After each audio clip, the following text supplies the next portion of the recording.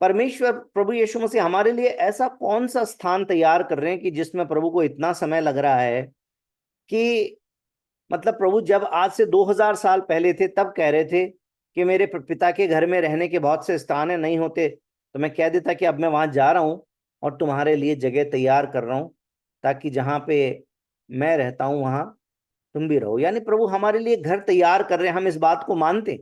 लेकिन मेरे मन में विचार था कि प्रभु तो पल भर के अंदर सब कुछ कर सकते हैं ना। परमेश्वर ने कहा उजाला हो तो उजाला हो गया, परमेश्वर ने जो जो कहा वैसा हो गया। तो परमेश्वर को इतना कितना समय लग रहा है 2000 साल का, कि प्रभु अभी भी घर तैयार कर रहे हो, फिर आएंगे फिर लेके जाएंगे। तो इस वचन को जब अगर एक वचन से पढ़ते हैं, दूसरा कुरिन्थियों 5:1 से, तो प्रभु ने बड़ी अद्भुत बात मुझे सिखाई जो आपके साथ में साझा करता हूं। लिखा है, क्योंकि हम जानते हैं कि जब हमारा पृथ्वी पर का डेरा सरीखा घर गिराया जाएगा तो हमें परमेश्वर की ओर से स्वर्ग पर एक ऐसा भवन मिलेगा जो हाथों से बना हुआ घर नहीं परंतु चिरस्थायी है। यहां से हमें पता चलता है कि एक घर है जो गिरा दिया जाएगा और एक दूसरा घर है जो रहने के लिए मिलेगा। परंतु यहाँ पर पौलुस बड़े क्लियरली इस बात को बताता है कि वो घर कौन सा घर है। वो घर है हमारा शरीर, क्योंकि यहां लिखा है कि हमारा पृथ्वी पर का डेरा सरीखा घर गिराया जाएगा। यानी हम सब लोग एक दिन आएगा जब इस संसार के अंदर इस शरीर को छोड़कर जाएंगे। ये परम सत्य है, हम में से कोई भी इस सत्य से बच नहीं सकता। और किसी भी उम्र के हम क्यों ना हो, हम ये भी नहीं कह सकते कि हम पूरा बुढ़ापा होकर और उम्र दराज होने के बाद में ही इस शरीर को छोड़ के जाएंगे। हमें पता नहीं कि वो कौन सा समय हो सकता है जब हमें इस संसार से जाना होगा। लेकिन ये सच है कि हमें इस संसार से जाना होगा। ये शरीर जो है, ये डेरा सरीखा घर जो है, ये गिरा दिया जाएगा और फिर हमें एक नया घर मिलेगा, एक नया शरीर मिलेगा। और वो हमारा जो शरीर है यही घर है।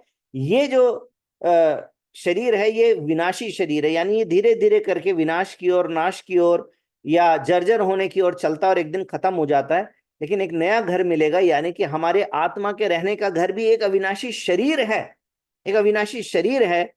इसलिए लिखा है दूसरे वचन में, पहले लिखा है कि वो भवन चिरस्थायी है, यानी वो हमेशा का है, अविनाशी है। और दूसरे वचन में लिखा है कि इसमें तो हम कराते हैं, इस शरीर में हम कराते हैं। आज हमारे कोई भाई कोई बहन जो है वो शरीर के दर्द में है, एक बीमारी की अवस्था में है, तो कराते हैं। और लिखा है कि इस शरीर में तो हम कराते हैं और बड़ी लालसा रखते हैं कि अपने स्वर्गीय घर को पहन लें। हम पहनते कपड़े को हैं, घर को नहीं पहनते। परंतु यहां पर लिखा है कि हम एक घर को पहन लें। तो प्रभु ने जब कहा था कि मैं घर तैयार करने के लिए जा रहा हूं, तो वो घर कोई मिट्टी गारे का सोने का घर नहीं है जो परमेश्वर घर बना रहे हैं, बल्कि वो हमारा अविनाशी शरीर है जो प्रभु तैयार कर रहे हैं, जिसको हम पहन लेंगे, जिसमें हमारी आत्मा वास करेगी, ऐसा अविनाशी शरीर। और इसमें टाइम क्यों लग रहा है? क्योंकि परमेश्वर की डिपेंडेंसी हमारे ऊपर है, हमारे ऊपर है। बीते दिनों में मैंने आपको उद्धार का अर्थ बताया था कि उद्धार का अर्थ सिर्फ इतना नहीं है कि पापों की क्षमा और अनंत जीवन की आशा हमें मिल गई है, बल्कि मैंने आपको सिखाया था कि पाप की जो क्षमा मिली है वो हमारे उद्धार की शुरुआत है, वो हमारे बिल्डिंग बनाने की नींव है। लेकिन उस नींव के ऊपर एक एक वो जो दीवारें हम खड़ी करते हैं, पिलर हम खड़ी करते हैं, उस प्रकार से दिन प्रतिदिन के जीवन में जब हम पवित्रता में बढ़ते जाते हैं, अपने उद्धार में हम बढ़ते जाते हैं, अपने विश्वास में हम बढ़ते जाते हैं, ये दीवारें खड़ी हो रही है। और इस प्रकार से जब वो अंतिम दिन आएगा, जब अंतिम सांस तक हम विश्वासी रहेंगे, तब जब उस पर छत पड़ जाएगी, तब ये अविनाशी शरीर है ये तैयार हो जाएगा। वो हमारा अविनाशी घर, चिरस्थायी घर तैयार हो जाएगा। जब हम इस संसार को छोड़ के जाएंगे तो फिर उस अविनाशी शरीर को प्राप्त करेंगे।